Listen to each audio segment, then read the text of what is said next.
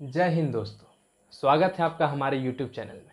जैसा कि हमने पिछले वीडियो लेक्चर में विद्युत धारा को कवर किया था और विद्युत धारा में ये कहा था कि आज का वीडियो जो होगा वो लास्ट वीडियो होगा विद्युत धारा का।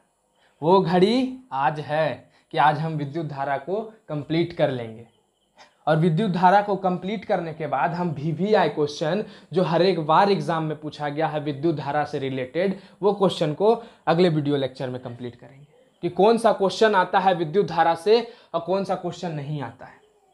तो जैसा कि हमने पिछले वीडियो लेक्चर में विद्युत धारा के कुछ टॉपिक को कंप्लीट किया था और आज उससे आगे हम लोग विद्युत धारा का ऊष्मीय प्रभाव को पढ़ेंगे कि विद्युत धारा के कारण जो ऊष्मा का प्रभाव होता है उससे कौन कौन सा उपकरण बनता है, उससे कौन कौन सा अव्यय तैयार होता है, उसको हम लोग बोलते हैं विद्युत धारा का ऊष्मीय प्रभाव से हम लोग उपकरण के बारे में पढ़ेंगे।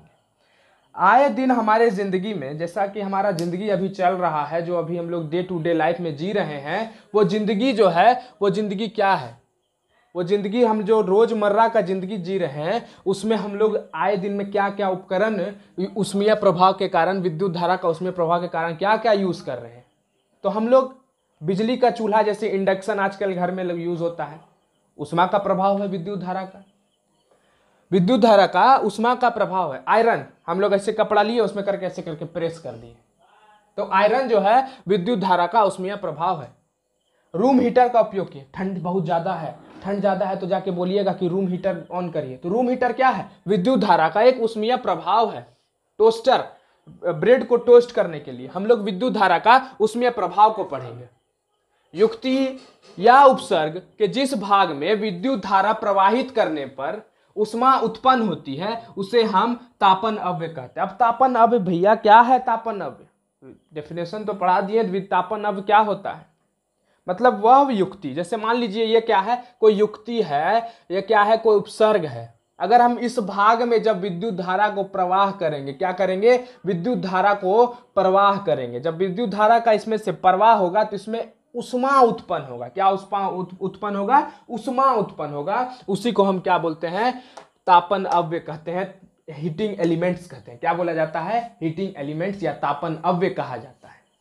तो तापन अव्यय ऐसे पदार्थ से बनता है। मान लीजिए हम अगर पूछ लिए कि मान लीजिए तापन अव्यय है, तो ये कौन सा पदार्थ से बनेगा, उस पदार्थ में क्या क्या गुण मौजूद होना चाहिए, तब हम इसको तापन अव्यय बोलेंगे। उस पदार्थ में क्या क्या गुण मौजूद होगा उसको हम तापन अव्यय बोलेंगे। अगर हम आपसे पूछे कि आप कैसे बोलिएगा कि आप अच्छा व्यक्ति हैं, तो आपके अंदर कोई ना कोई अच्छाई का गुण होगा, वही गुण के कारण आप अच्छा व्यक्ति कहला रहे हैं। ठीक उसी प्रकार ये तापन अव्यय कब कहलाएगा? जब इसमें कुछ अव्यय प्रेजेंट रहेगा, कुछ एलिमेंट जो है क्या क्या गुण प्रेजेंट रहेगा, उसी को हम तापन अव्यय कहेंगे। तापन अव्यय उसको कहेंगे जब उसमें प्रतिरोधकता अधिक होगी। प्रतिरोधकता अधिक कहने का मतलब, पिछले वीडियो लेक्चर में देखिएगा प्रतिरोधकता किसको कहते हैं। प्रतिरोधकता कहने का मतलब कि प्रतिरोध का भाई, प्रतिरोध का भाई मतलब प्रतिरोध बढ़ेगा तो प्रतिरोधकता भी बढ़ेगा। और प्रतिरोधकता का मतलब क्या होता है? जो करंट को आने ही नहीं देगा। करंट के लिए काउंटर ऐसे गोली लेके बैठा हुआ है। क्या बैठा हुआ है? गोली लेके बैठा हुआ है और बोल रहा है कि आओ तुम, हम देख लेते हैं तुमको कैसे तुम घुसता है इधर। वही प्रतिरोधकता होता है। क्या होता है? प्रतिरोधकता होता है। मतलब प्रतिरोधकता अगर अधिक होगा तो क्या धारा ज्यादा आएगा? अगर मान लीजिए ये एलिमेंट में प्रतिरोधकता अधिक हुआ तो धारा अधिक जाएगा और धारा अधिक नहीं जाएगा। और धारा अगर अधिक नहीं जाएगा तो घर्षण करेगा। क्या करेगा? घर्षण करेगा। वही घर्षण के कारण क्या होगा? ऊष्मा उत्पन्न होगा। ऊष्मा उत्पन्न होगा। दूसरा उसका क्वालिटी होगा कि उसका गलनांक क्या होगा? अधिक होगा। गलनांक कहने का मतलब मेल्टिंग पॉइंट, मतलब जो गल जाए या पूरे तरीका से ये मेल्ट हो जाए, उसको क्या बोलते हैं? हम गलनांक बोलते हैं। मतलब गलनांक अधिक हो। गलनांक अधिक कहने का मतलब, गलनांक अधिक कहने का मतलब भैया क्या होता है? गलनांक अधिक कहने का मतलब यह होता है कि मान लीजिए कि ये कोई अव्यय है, क्या है? हीटिंग एलिमेंट्स है, क्या है? तापन अव्यय है। क्या है ये? क्या है? तापन अव्यय। जब तापन अव्यय में जब हम विद्युत धारा को प्रवाह करेंगे, क्या करेंगे, और अचानक से जब पड़ाक से इतना स्पीड से विद्युत धारा आ जाए, क्या आ जाए? पड़ाक से एकदम स्पीड से विद्युत धारा इसमें आ जाए, तो क्या होगा? हैवी करंट आ गया, डर गया, अव्यय जो है डर गया। तो अव्यय को बोल दो डरने के लिए नहीं, क्या कि तुम में जो एलिमेंट है वो जो एलिमेंट्स है तुम्हारे पास जो है अवयव गलनांक बहुत अधिक है तुम्हारे पास। अगर तुम्हारे पास गलनांक अधिक होगा तो तुम्हारे पास अगर हैवी करंट भी आएगा तो तुम्हारा कुछ नहीं बिगाड़ सकता है। इसका मतलब क्या हुआ कि अगर हैवी करंट का प्रवाह होने पर, अगर हैवी करंट भी प्रवाह होगा तो उसमें क्या होगा, उष्मा बहुत ज्यादा होगा, उष्मा बहुत ज्यादा होगा। अगर उष्मा भी बहुत ज्यादा होगा तो पिघले नहीं, इसलिए गलनांक इसका अधिक होता है। क्या होता है, गलनांक अधिक होता है। मतलब इसमें से पाक से इलेक्ट्रिक करंट गया, विद्युत धारा इतना बनी, कितना बनी, इतना बनी। जब इतना बनी करंट उसमें से प्रवाह हो गया तो ये डर गया, डरा क्यों, क्योंकि इसमें बहुत सारा करंट हो गया, इसमें उष्मा अधिक हो गया। लेकिन पहले से इसके पास हीरो वाला गुण है कि इसका गलनांक अधिक है, और गलनांक अधिक होने से क्या हुआ कि ये पिघला ही नहीं, ये आराम से इसमें से इलेक्ट्रिक जो करंट जो है, विद्युत धारा आराम से प्रवाह हो गया। अब कुछ बहुत ही हीरो सब रहता है, जैसे अपने मोहल्ले में बहुत पढ़ने वाला व्यक्ति, तो बहुत कमाने वाला व्यक्ति, बहुत रईस व्यक्ति, उसी तरह का व्यक्ति इसमें तापन अवयव में एगो रईस व्यक्ति कौन है, नाइक्रोन है। कौन है, नाइक्रोन है। नाइक्रोन रईस व्यक्ति कहने का मतलब अधिकांश तापन वाला अवयव, जिसमें ये दोनों गुण कूट कूट के भरल है। ये दोनों गुण कूट कूट के भरा हुआ किसके अंदर, नाइक्रोन के अंदर। नाइक्रोन जो है किससे, निकल से बना है, क्रोमियम से बना है, मैग्नीज से बना है और आयरन से मिलकर बना है। इस सब से मिलकर बना है। अब नाइक्रोन का क्या, प्रतिरोधकता अधिक, प्रतिरोधकता बहुत अधिक और गलनांक भी अधिक। नाइक्रोन को हम कहाँ यूज करते हैं, नाइक्रोन को इलेक्ट्रिक हीटर में यूज करते हैं, जैसा कि अभी पढ़ेंगे। किसमें पढ़ेंगे, विद्युत तापक में पढ़ेंगे, जिसको अंग्रेजी में इलेक्ट्रिक हीटर कहते हैं। क्या कहते हैं, इलेक्ट्रिक हीटर कहते हैं।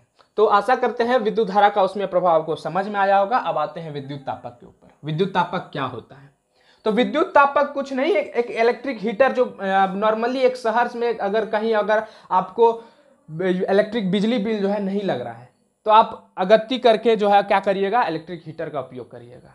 क्योंकि अगर आप इलेक्ट्रिक हीटर का उपयोग करते हैं तो बिजली बिल बहुत अधिक आएगा। तो सावधानी से यूज करें, अपना ख्याल रखें। और ठीक विद्युत तापक क्या है, एक नाइक्रोन तार का कुंडली से बना होता है। विद्युत तापक क्या होता है, नाइक्रोन तार का कुंडली से बना होता है। खुद हम लोग जब यूज करते थे तार, क्योंकि हम लोग क्या इलेक्ट्रिक हीटर जब यूज करते थे तो इस प्रकार का रहता था, गोल टाइप से चीनी मिट्टी का बना हुआ और इस तरह का लपेटा हुआ रहता था। और इसमें जो लपेटा हो रहता था, यह तार कौन सा होता था, वो नाइक्रोन का तार हुआ रहता था।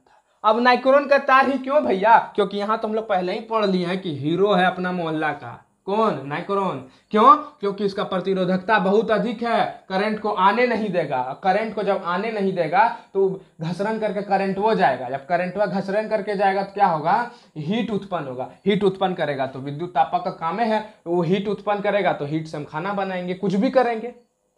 और गलनांक अधिक, कितनो करंट चल जाए इसमें, भड़ाक से नहीं इतना करंट चल जाए, उससे कोई मतलब नहीं है। ये देख लेगा, कौन देख लेगा, ये नाइक्रोन देख लेगा। नाइक्रोन जो है, ये जो गोलका है, ये गोलका जो है चीनी मिट्टी से बना होता है। क्या बना होता है, चीनी मिट्टी से। जो नाइक्रोन एक कुंडली लपेटा हुआ है जिस पदार्थ पर, उसको क्या बोला जाता है, चीनी मिट्टी बोला जाता है। क्या बोला जाता है, चीनी मिट्टी बोला जाता है। अब मान लीजिए इसका डिजाइन हो सकता है इलेक्ट्रिक हीटर का अलग अलग हो सकता है। जैसा मेरे घर में था तो ऐसा इलेक्ट्रिक हीटर था, तो हो सकता है अलग अलग, सबका अलग अलग डिजाइन हो।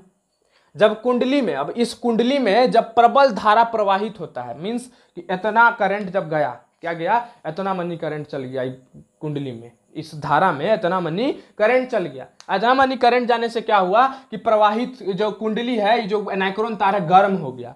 काहे कि पहले से बहुत प्रतिरोधकता अधिक है, करंट को काउंटर करने के लिए बैठल है। जैसे आया करंट हुआ इतना मनी, बस उसको बोले रुको, फटाक से रुको, पहले घसरन करके हम में जाओ। तो घसरन करके हम में गया तो क्या, प्रबल धारा जब इससे घसरन करके हो गया तो गर्मी बहुत ज्यादा उत्पन्न हुआ, और गर्मी होने से क्या होकर उष्मा उत्पन्न करने लगा। वही उष्मा जैसे उत्पन्न हुआ, बस पड़ाक से हमने की मम्मी क्या करने लगी कि उस पर हीटर आटा बनाने लगी, मतलब सॉरी रोटी बनाने लगी, तो कुछ भी दाल छौंकने लगी, भात बनाने लगी। अपना अपना मन है, विद्युत तापक में जो चीज बनाइए, लेकिन सावधानी से। इलेक्ट्रिक यूनिट बहुत ज्यादा उठता है भैया।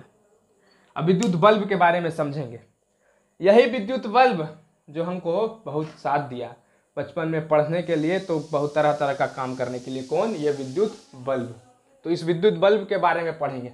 ये दिख रहा होगा आपको विद्युत बल्ब। इस विद्युत बल्ब में जो ये तार अंदर भी है, बीच में जो तार नजर आ रहा है, ठीक इस प्रकार का जो डिजाइन किया हुआ है, ऐसे करके जो डिजाइन किया हुआ है इसमें, यह तार कौन सा है, यह तार कौन सा है, उसको हम टंगस्टन बोलते हैं। क्या बोलते हैं, टंगस्टन बोलते हैं। क्या क्या बोलते हैं, टंगस्टन। ये पतला जो तार है, ये किससे बना हुआ था, उसको टंगस्टन कहते हैं, ठीक है। और टंगस्टन को जो पूरा ये दोनों तार जो इसको बचाए पकड़ा हुआ उसको तंतु बोला जाता है। क्या बोला जाता है? ये दोनों तार को क्या बोलते हैं? तंतु बोलते हैं। ये दोनों तार को क्या बोलते हैं? तंतु बोलते हैं। और ये जो है किससे बना हुआ है? टंगस्टन से बना हुआ है। टंगस्टन को हम W से दिखाते हैं। तंतु जो है मोटा आधारों वाले मोटा आधारी धातु द्वारा दो स्पर्श बटनों या स्टडों से जुड़ा हुआ रहता है। अब ये देखिए, ये क्या है? तंतु। ये दोनों तंतु जो है स्टड है। ये इसको क्या बोलते हैं? स्टड बोलते हैं। ये एक स्टड और ये एक स्टड, ये दो स्टड से जुड़ा हुआ है कौन? तंतु। और इसको क्या बोलते हैं? इसको बोलते हैं हम लोग टंगस्टन बोलते हैं। क्यों टंगस्टन बोलते हैं? क्योंकि इसमें जो तार यूज किया गया है उसको क्या बोलते हैं? टंगस्टन बोलते हैं। क्या बोलते हैं? टंगस्टन बोलते हैं। तंतु मोटे आधारों से दो तारों से जुड़ा हुआ रहता है। लेकिन हम लोग हैं क्या? अगत्ती करने से पीछे नहीं आते हैं। क्यों? क्योंकि हम लोग हैं बिहार से। तो बिहार से होने का मतलब यह है कि हम लोग जो है इसको फोड़ दिए और इसको फोड़ने के बाद जाके लगा के देखते हैं। किसमें? बोर्डवा में। तो बोर्ड में जैसे लगाएं, बोर्ड में लगाने से क्या हुआ कि ऑक्सीजन का संपर्क में जैसे ही तंतु, इसका फिलामेंट ऑक्सीजन का संपर्क में जैसे आया, बस ब्लास्ट कर गया। ब्लास्ट होने से हम लोग का मुंह जो है एकदम झौंसल नजर आ गया। और वही झौंसल होने से क्या हो गया? ये दिक्कत होने लगा। प्रेजेंट रहता है बल्ब के अंदर। क्या प्रेजेंट रहता है? नाइट्रोजन और आर्गन प्रेजेंट रहता है। नाइट्रोजन कहने का मतलब निष्क्रिय गैस है, वो नोबल गैस है जो ऑक्सीडाइज होने से, जो वाष्पीकरित, जो ऑक्सीजन करित होने से, मीन्स क्या? ऑक्सीडाइज्ड होने से, क्या होने से? इसको ऑक्सीजन के संपर्क में आने से रोकता है। कौन रोकता है ऑक्सीजन के संपर्क में आने से? तो ये नाइट्रोजन और आर्गन जो है इसको रोकता है। तो यदि फिलामेंट को हवा माध्यम में से धारा प्रवाहित की जाए तो ऑक्सीडाइज होकर वो भंगुर टूट जाएगा। इसलिए हम नाइट्रोजन और आर्गन का उपयोग करते हैं। ये जो है इतना फिलामेंट जो है तंतु जिससे बना हुआ है, जो टंगस्टन है, टंगस्टन इतना स्मार्ट है कि 2700 डिग्री सेल्सियस तक झेल सकता है। कितना डिग्री सेल्सियस तक? 2700 डिग्री सेल्सियस तक झेल सकता है। कौन झेल सकता है? ये फिलामेंट जो है झेल सकता है। क्यों? क्योंकि इसका जो श्वेत तप्त ताप पर यह झेल सकता है 2700 डिग्री सेल्सियस को। किसको झेल सकता है? 2700 डिग्री सेल्सियस ताप को। टंगस्टन जो है, टंगस्टन में प्रतिरोध बहुत कम होता है। प्रतिरोध बहुत कम उत्पन्न कर सकता है। क्यों प्रतिरोध कम उत्पन्न करेगा? क्योंकि वो टंगस्टन है, उसका क्वालिटी है कुछ कि वो प्रतिरोध को कम उत्पन्न करेगा। तो प्रतिरोध कम होने से मतलब क्या हुआ कि इलेक्ट्रिसिटी आसानी से जाएगा। इलेक्ट्रिसिटी आसानी से जाने से वो जलेगा नहीं। लेकिन हम लोग तो यहाँ विद्युत बल्ब को देखते हैं बहुत गर्म होकर बहुत जलता है। तो इसका मतलब यह हुआ कि प्रतिरोध को हम थोड़ा सा लंबा रखते हैं। सॉरी, प्रतिरोध टंगस्टन को है थोड़ा सा लंबा रखते हैं। क्यों थोड़ा सा लंबा रखते हैं? इसको लंबा रखने से क्या होता है ना कि आसानी से इसमें प्रतिरोध अधिक होता है, कि आसानी से इसमें प्रतिरोध बहुत अधिक होता है। और प्रतिरोध अधिक होने से क्या होता है? ऊष्मा उत्पन्न होता है। ऊष्मा उत्पन्न होने से क्या होता है? इसमें लाइट जलता है और उसी लाइट से हम लोग पढ़ाई करते हैं। तो विद्युत बल्ब के बारे में हमने कुछ समझने का प्रयास किया। ये मोस्ट इंपॉर्टेंट पॉइंट है एग्जाम पॉइंट ऑफ व्यू से, इसको याद रखिएगा। अब पढ़ते हैं सुरक्षा फ्यूज को। सुरक्षा फ्यूज किसको कहते हैं? किसको कहते हैं? सुरक्षा फ्यूज। जो हम लोग वह फ्यूज जो हम लोग घर में यूज़ करते हैं, अगर करंट ज़्यादा हो जाए या करंट अचानक से बहुत ज़्यादा हो जाता है हमारे घरों में, तो वो फ्यूज क्या हो जाता है? गल जाता है, जो करंट को प्रवाह होने नहीं देता है। तो सुरक्षा फ्यूज किसको बोलते हैं? सुरक्षा फ्यूज उसको बोलते हैं जो जस्ता, लीड और टीन से मिलकर बना होता है। सुरक्षा फ्यूज में किससे मिलकर बना होता है? जस्ता से मिलकर बना होता है। लीड माने शीशा से, और टीन से मिलकर बना होता है। मिश्र, इस सब का मिश्र धातु, सबको मिला के जो धातु बनाते हैं उससे मिलकर कौन बनता है? सुरक्षा फ्यूज बनता है। सुरक्षा फ्यूज में सुरक्षा फ्यूज में हम लोग प्रतिरोध बहुत ज्यादा होता है और गलनांक कम रहता है। प्रतिरोध ज्यादा कहने का मतलब करंट को रोकने की क्षमता बहुत ज्यादा है उसके अंदर। मतलब कि अगर करंट आएगा हमारे घर में प्रबल मात्रा में तो उसको रोक देगा और रोक के बोलेगा रुको, और फटाक से हम अपने मर जाएगा। ऐसा करके क्या हो जाएगा? अपने मर के तैयार है। अपने मेहमान को बुलाया करंट को, अपने बुला के सूत किया कि तुम जब जल्दी निकल जाओ। तो वही प्रतिरोध अधिक लगता है और गलनांक क्या होता है? कम होता है। काहे कि करंट अगर आएगा अधिक मात्रा में तो हम फटाक से टूट जाएंगे, और टूटने के बाद जो है करंट को प्रवाह नहीं होने देंगे। परिपथ में धारा की प्रबलता अगर बहुत ज्यादा है और अत्यधिक उष्मा जो है फ्यूज की तार को पिघला देता है। अगर परिपथ में एकदम फटाक से इलेक्ट्रिक करंट आ जाए, उसका प्रबलता बहुत अधिक से आ जाए, तो क्या होगा? उसमें अत्यधिक उष्मा प्रेजेंट होगा। अत्यधिक उष्मा जैसे होगा, फ्यूज उसको क्या करेगा? फटाक से तोड़ देगा। बोलेगा ए लाइन में रहो। कौन किसको बोलेगा? फ्यूज। अत्यधिक प्रबलता वाले धारा को बोलेगा।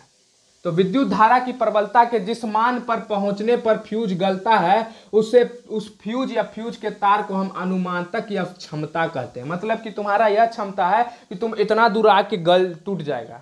तो फ्यूज का तार का क्षमता किसको बोलेंगे? मतलब वह विद्युत धारा की प्रबलता जहां तक वो झेल सकता है करंट को, कि वहीं तक इतने दूर तक, मान लीजिए 10 एम्पियर तक हम करंट को झेलेंगे, उसके बाद अगर आएगा तो हम इसको मुंह फुला देंगे। मुंह फुलाने कहने का मतलब कि मारने का सेंस, कि हम तुमको आगे नहीं जाने देंगे। 10 एम्पियर तक हम आने देंगे तुमको, 11 एम्पियर जैसे आएगा हम टूट जाएंगे, तुमको आगे परवाह नहीं होने देंगे। तो यही था सुरक्षा फ्यूज।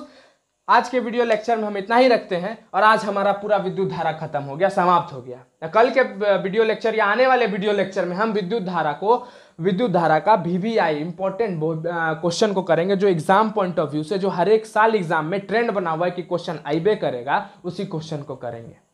तो आज के लिए इतना ही रखते हैं। धन्यवाद। जय हिंद।